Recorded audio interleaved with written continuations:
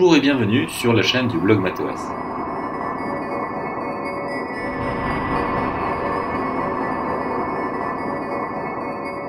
Je vous invite à une promenade dans un univers très particulier qui fascine les mathématiciens depuis l'Antiquité et qui n'a pas livré à ce jour tous ses secrets. Il s'agit de l'univers fascinant des nombres premiers. Commençons par une question toute simple. Imaginons des objets, représentés ici par des disques de couleur. Disons qu'il y en a n. Combien de possibilités existent-il pour les répartir en des rangées de même longueur? Précisons que si P et Q sont deux entiers positifs, alors P rangé de longueur Q ou bien Q rangé de longueur P sont des configurations considérées comme identiques. Si l'on choisit n égale 12, on peut bien sûr former une rangée de longueur 12. Mais on peut aussi en former deux de longueur 6, ou bien 3 de longueur 4. Et il n'y a pas d'autres possibilités. 3 configurations en tout. Ceci revient à dire que 12 est un entier divisible certes par 1 et par 12, mais aussi par 2, 3, 4 et 6. Rappelons qu'étant donné deux entiers naturels n et k, on dit que k est un diviseur de n, ou de façon équivalente que n est un multiple de k, lorsqu'on peut écrire n comme le produit de k par un entier L. Maintenant, ajoutons un 13e objet, et posons-nous à nouveau la même question. Cette fois, la seule possibilité consiste à former une rangée de 13 objets. On exprime cela en disant que 13 est un nombre premier. D'une manière générale, un entier n supérieur ou égal à 2 est dit premier lorsque ses seuls diviseurs sont 1 et n. Et un nombre entier naturel qui n'est pas premier est dit composé. Voici la liste des nombres premiers inférieurs à 100. Elle comporte 25 termes. Le plus petit d'entre eux est 2, qui est d'ailleurs le seul nombre premier pair, puisqu'un nombre pair plus grand sera divisible par 1, par lui-même, et certainement par 2. Après 2, les suivants sont 3, 5, 7, 11, 13, 17, 19, ce qui fait déjà 8 nombres premiers inférieurs à 20, et ça continue. Une question naturelle se pose, l'énumération s'arrête-t-elle quelque part, ou bien se poursuit-elle indéfiniment? La réponse est qu'il existe une infinité de nombres premiers. La première preuve rigoureuse de ce résultat nous ramène loin dans le passé puisqu'elle a été conçue il y a près de 23 siècles par l'un des plus grands esprits de la Grèce antique. Dans le livre 9 des éléments, à la proposition 20, Euclide explique en effet qu'étant donné une collection finie de nombres premiers, il est toujours possible de trouver un nombre premier qui n'en fasse pas partie. Et ceci entraîne évidemment qu'il en existe une infinité. Voici, dans un langage et avec des notations modernes, l'argument d'Euclide. On commence par prouver que tout entier n supérieur ou égal à 2 est divisible par un nombre premier. C'est évidemment vrai si n égale 2, et puis en supposant que ce soit le cas pour tous les entiers compris entre 2 et un certain n inclusivement, on s'intéresse à l'entier n plus 1 et l'on distingue deux cas. Premier cas, si n plus 1 est premier, c'est réglé, il est bêtement divisible par lui-même. Sinon, n plus 1 possède un diviseur strict, disons d, et d possède par hypothèse un diviseur premier, qui est aussi un diviseur de n plus 1. Le résultat annoncé est donc démontré par récurrence forte. Ensuite, on se donne des nombres premiers, tous distincts, qu'on peut noter p indice 1, etc., jusqu'à p indice r. On les multiplie entre eux, ce qui donne un entier a, auquel on ajoute 1 pour obtenir un entier n. Chacun des pj est évidemment diviseur de a. Si l'un d'eux était diviseur de n, il diviserait aussi la différence, n-a. Autrement dit, il diviserait 1. Et ceci est absurde. On voit donc qu'aucun des pj ne divise n. Pourtant, comme on l'a expliqué plus haut, n possède au moins un diviseur premier. Et ceci termine la preuve. On note habituellement pi de n, le nombre de nombres premiers inférieurs ou égaux à n. Ce symbole ne doit pas être confondu avec le célèbre nombre pi, rapport de la circonférence d'un cercle à son diamètre. Mais cette notation est largement utilisée.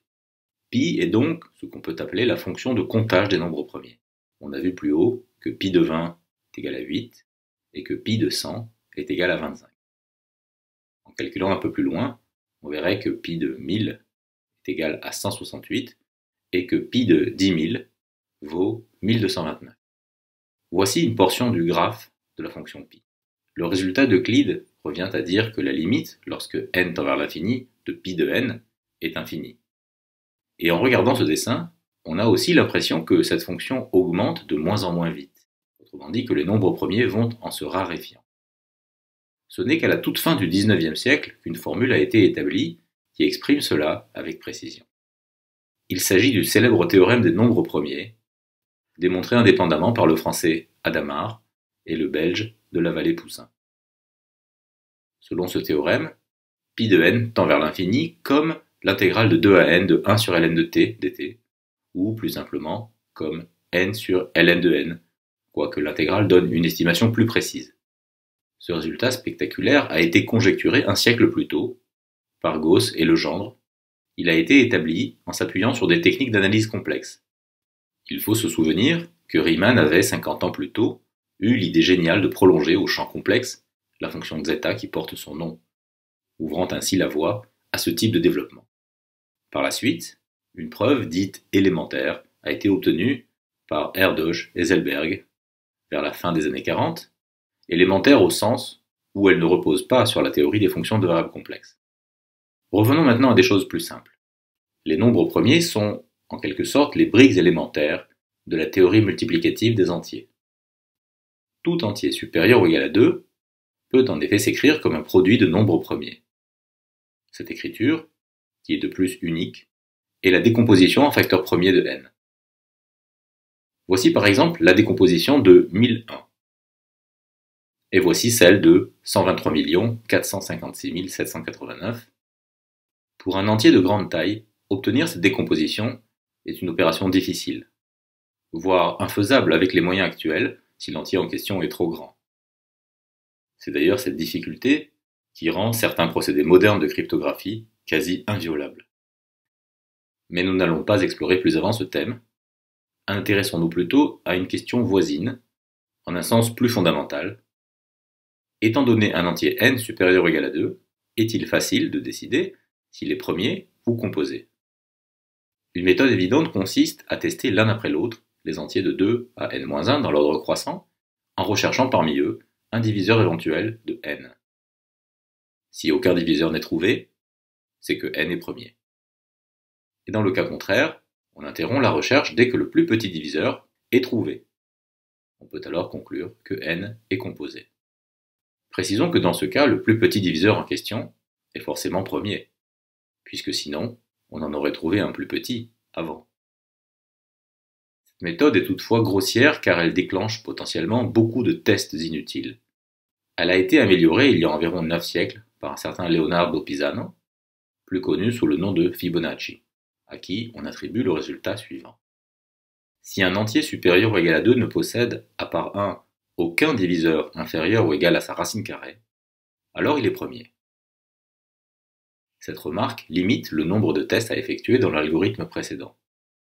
Par exemple, pour savoir si 157 est premier, il ne sera pas utile de tester au-delà de sa racine carrée entière, c'est-à-dire au-delà de 12. En fait, comme la divisibilité est transitive, il suffit de ne tester que les nombres premiers inférieurs à 12.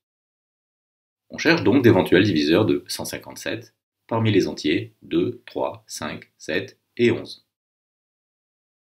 Alors déjà, 157 est impair, c'est-à-dire non multiple de 2. Ce n'est pas non plus un multiple de 3, puisque la somme de ces chiffres décimaux vaut 13, qui n'est pas multiple de 3. 157 n'est pas non plus multiple de 5, puisque son chiffre des unités n'est ni 0 ni 5. Comme 157 est égal à 140 plus 17, et vu que 17 n'est pas multiple de 7, alors 157 non plus.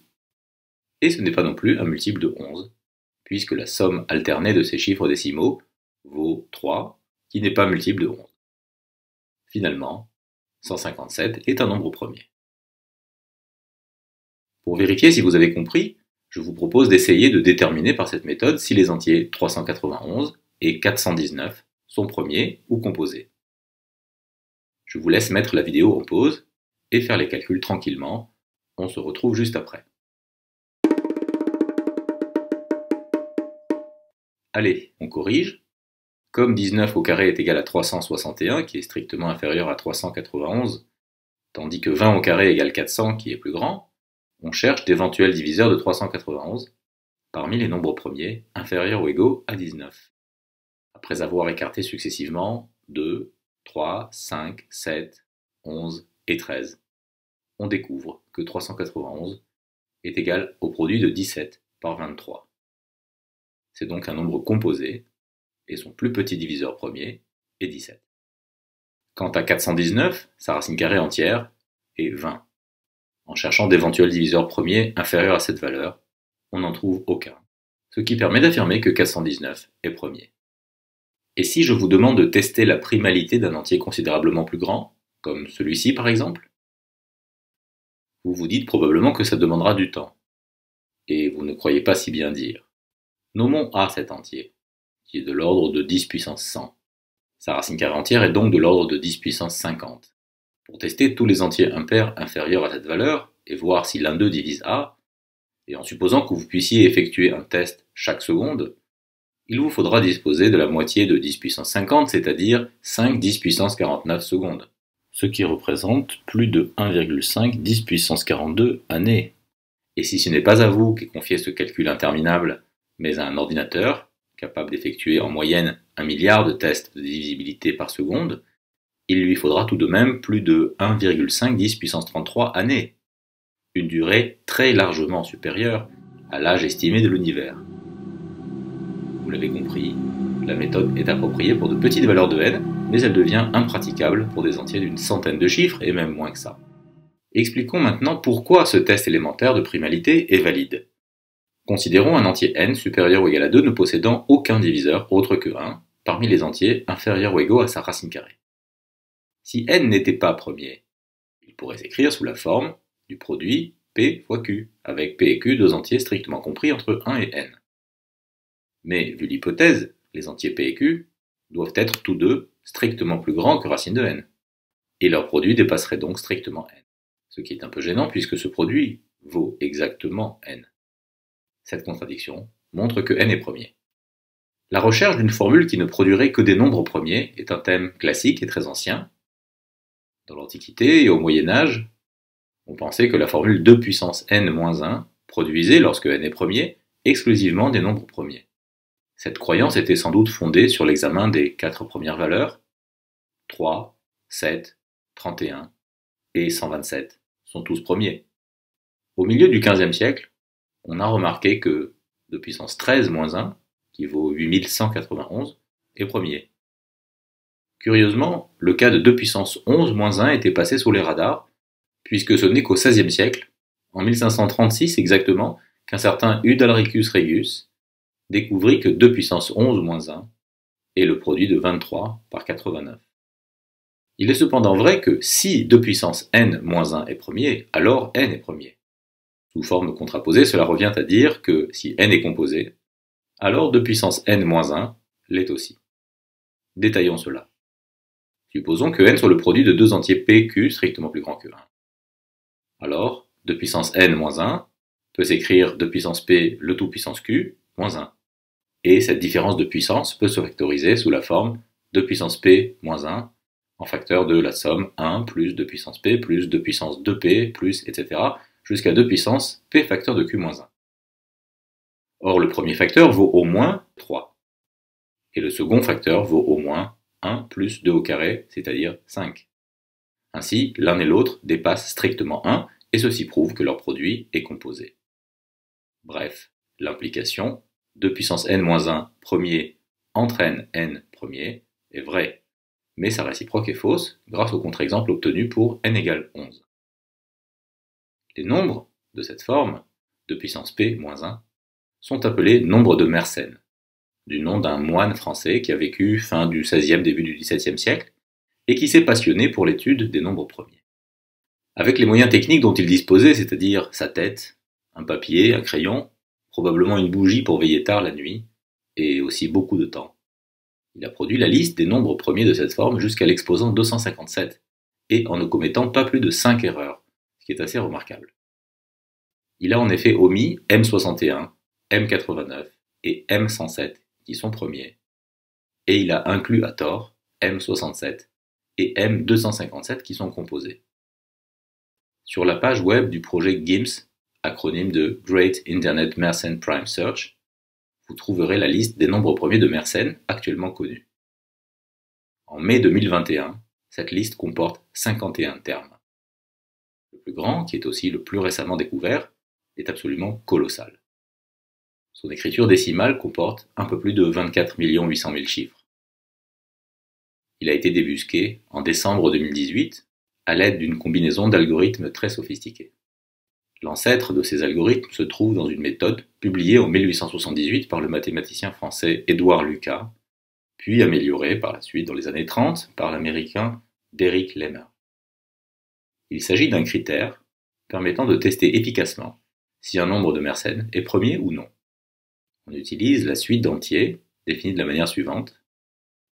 L0 égale 4, et on passe d'un terme au suivant en élevant au carré et en retranchant 2.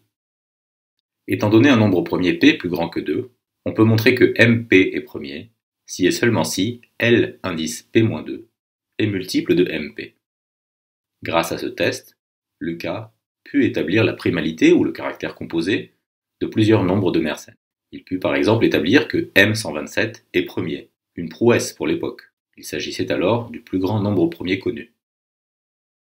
Il put aussi établir que M67 est composé, mais sans toutefois pouvoir trouver la décomposition en facteur premier de cet entier. À ce sujet, on rapporte l'anecdote suivante. Ça s'est passé en 1903, lors d'un meeting de l'American Mathematical Society. Un certain Nelson Cole s'est approché du tableau, et il s'est mis à calculer 2 puissance 67 moins 1, ce qui a dû lui prendre une bonne heure environ. Après cela, il s'est déplacé vers un autre tableau, et a effectué le produit de ces deux nombres premiers. Les deux calculs conduisant au même résultat, Cole venait de factoriser M67. L'exploit de Cole fut, paraît-il, accueilli par une standing ovation. Un tel calcul illustre un fait intéressant. Il peut exister un écart monstrueux entre le temps nécessaire à la découverte d'un résultat et le temps nécessaire à sa vérification. Les nombres premiers de Mersenne sont intimement liés au nombre parfait pair. Ce sont en quelque sorte deux facettes d'une même énigme. Un entier naturel est dit parfait lorsqu'il est la somme de ses diviseurs stricts. Le plus petit tel entier est 6. En effet, ces diviseurs stricts sont 1, 2 et 3, et leur somme vaut manifestement 6. Plus loin, on trouve 28, 496, 8128. Dans l'Antiquité, on n'en connaissait pas d'autres, ce qui a conduit les anciens à imaginer un lien quasi mystique entre ces quatre nombres et les quatre éléments, l'eau, l'air, la terre et le feu. De là sans doute l'idée de nombre parfait. Et puis, un contributeur anonyme en a découvert un cinquième au Moyen-Âge. Il s'agit de 33 550 336, et d'autres encore plus tard. Euclide, encore lui, a su prouver que si 2 puissance P moins 1 est premier, ce qui entraîne, comme nous le savons, que P est premier, alors le nombre, qu'on peut noter E indice P, égale à 2 puissance P moins 1 facteur de 2 puissance P moins 1, ce nombre est parfait. C'est un petit exercice que je vous propose de chercher tout de suite, si le cœur vous en dit. Je vous laisse mettre la vidéo en pause.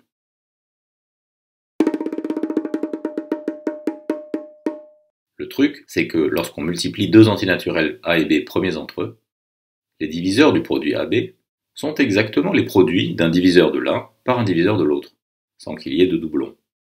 Comme 2 puissance P moins 1 est premier par hypothèse, alors les entiers 2 puissance P moins 1 et 2 puissance P moins 1 sont premiers entre eux, et donc les diviseurs de EP sont d'une part les nombres de la forme 2 puissance I, et d'autre part ceux de la forme 2 puissance I facteur de 2 puissance P moins 1, pour tous les entiers I entre 0 et P moins 1. La somme des diviseurs stricts du nombre d'Euclide EP est donc, grand S égale, la somme des 2 puissance I, de 0 à P moins 1, plus 2 puissance P moins 1 en facteur de la somme des 2 puissance I, de 0 à P moins 2. On reconnaît ici, et là, des sommes géométriques de raison 2, et par conséquent, grand S est égal à 2 puissance P moins 1 plus 2 puissance P moins 1 en facteur de 2 puissance P moins 1 moins 1. Après simplification, on retrouve EP. Ce qui montre bien que EP est un nombre parfait. On peut noter au passage que EP peut s'écrire aussi sous la forme n facteur de n plus 1 sur 2, où l'on a posé n égale 2 puissance p moins 1, ce qui montre que les nombres d'Euclide sont aussi des nombres triangulaires. Près de 2 millénaires plus tard, Euler a prouvé que, réciproquement, si n est un nombre parfait pair, alors c'est un nombre d'Euclide. Il existe donc une bijection entre l'ensemble des nombres premiers de Mersenne et celui des nombres parfaits pairs. De ce fait, si l'on prouve un jour que l'un des deux est infini, on saura aussitôt qu'il en va de même pour l'autre. Quant au nombre parfait impair, on n'en connaît aucun. On ne sait même pas s'il en existe. Dans un article de 2012, Ochem et Rao ont publié dans la revue Mathematics of Computation un résultat qui plaide en faveur de la conjecture selon laquelle il n'en existerait aucun. Ils ont prouvé que s'il existe un nombre parfait impair, alors celui-ci doit être supérieur à 10 puissance 1500. Maintenant, il faut aussi dire un mot des nombres de Fermat. Ce sont les entiers de la forme f indice n égale 2 puissance n plus 1. Pierre de Fermat est né au tout début du XVIIe siècle. Il s'agit donc d'un contemporain de Mersenne. Il était juriste, conseiller au Parlement de Toulouse. Mais c'était surtout un incroyable virtuose des mathématiques et tout particulièrement de la théorie des nombres.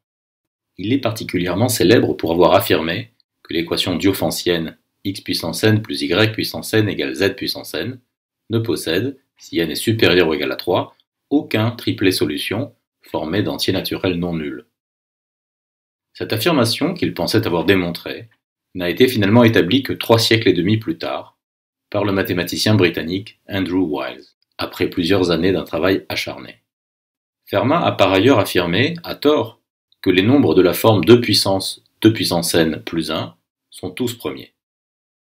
Et c'est effectivement le cas des 5 plus petits, f0, qui vaut 3, f1, qui vaut 5, f2, qui vaut 17, viennent ensuite f3 et f4, qui valent respectivement 257 et 65 537. Mais environ un siècle après Fermat, Euler découvrit que f5 est divisible par 641. Il n'a pas découvert ce résultat par hasard. Il savait que les diviseurs premiers de Fn sont de la forme 2 puissance n plus 1 k plus 1, et il ne lui restait donc qu'à essayer les entiers de la forme 64k plus 1. C'est sans doute ce qu'il fit pour découvrir qu'avec k égale 10, ça marche. Mais à ce jour, on ne connaît aucun nombre de Fermat au-delà de f4 qui soit premier. Les spécialistes conjecturent d'ailleurs qu'il n'en existe pas. Là encore, une page web est dédiée à cette question, et elle vaut franchement le détour si vous êtes intéressé. Je vous ai mis le lien dans la description. Des problèmes ouverts concernant les nombres premiers, il en existe beaucoup.